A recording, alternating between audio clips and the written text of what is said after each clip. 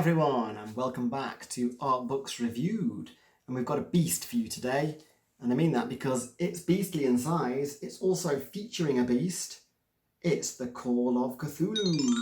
Now, this is the Hp Lovecraft classic story that I think was written in 1926 and first published in 1928. So it's been published before, I think many times.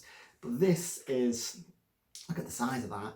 This is a more recent publication of it with full page artwork and the story spread over a number of pages.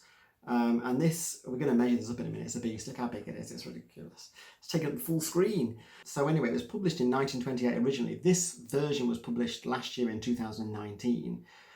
Features the original story, but it's got artwork by a French artist called Francois Baranger, or Baranga. Sorry if I've pronounced that wrong. But he's some artist as well. I mean, the artwork here is incredible. We'll have a look at it in just a second. The thing that really strikes me about it, it's very dark, and he's got this awesome sense of scale. You've got, I mean, you can even see on the cover these tiny little people here. Tiny, you probably can't see them, but they're tiny, and there's huge leviathans rising from the deep there, just like from a Metallica song. And oh my, it's huge. So let's have a look inside, but just before we do that, let's measure and weigh this bad boy up.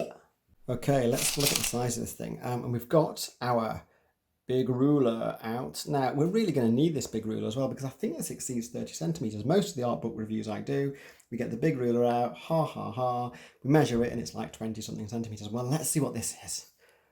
This is, it's 35.5 centimetres tall, and it's, well, let's see now, 27 centimetres wide, and it's about just over 1 centimetre thick. Just to mention, it does have a dust jacket as well, and I'll show you what the cover inside looks like shortly. Before we do that, let's have a little weigh up, weigh in. What does it weigh? Let's see. Okay, so just hold that steady. It's about 940 grams. It's so big, I'm actually struggling slightly to frame it at all. So I mentioned there's a dust jacket. Look at that. I love this cover. I almost feel it's better. Dust jackets are great because they keep it in better condition, but this is beautiful. It's slightly embossed or debossed, whatever the word is, indented. It's silver. Tales of Howard Phillips Lovecraft. Slightly different title to what we're seeing there. Illustrated by Francois Baranger.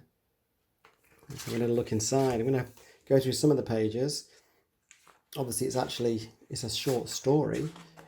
There's an intro here from illustrator John Howe. Does a lot of artwork, fantasy artwork, particularly well known, I think, for doing Tolkien artwork. Here we go.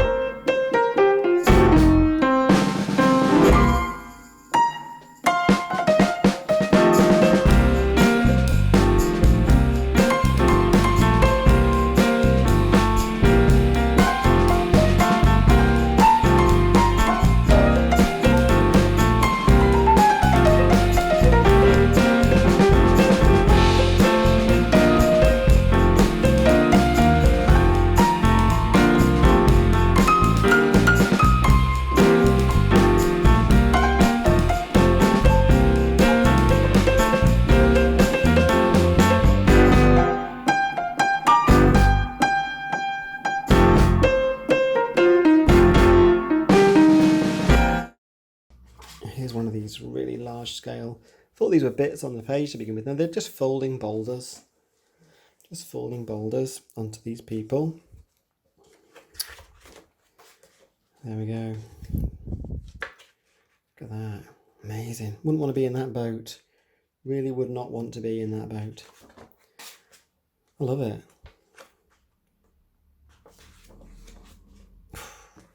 That eye. Love that thing just coming up just below the surface, making the water undulate. And I wouldn't want to be on this boat either. Really wouldn't fancy my chances for survival right there. Man, that thing's big. Anyway, let's keep going. He's traumatised, obviously. Got to the end. We've got there's a little section here about, you know, the author, Howard Phillips Lovecraft, and a little section there about the artist, Francois. And there's a little bit here. This is interesting. It's a note about Hp Lovecraft.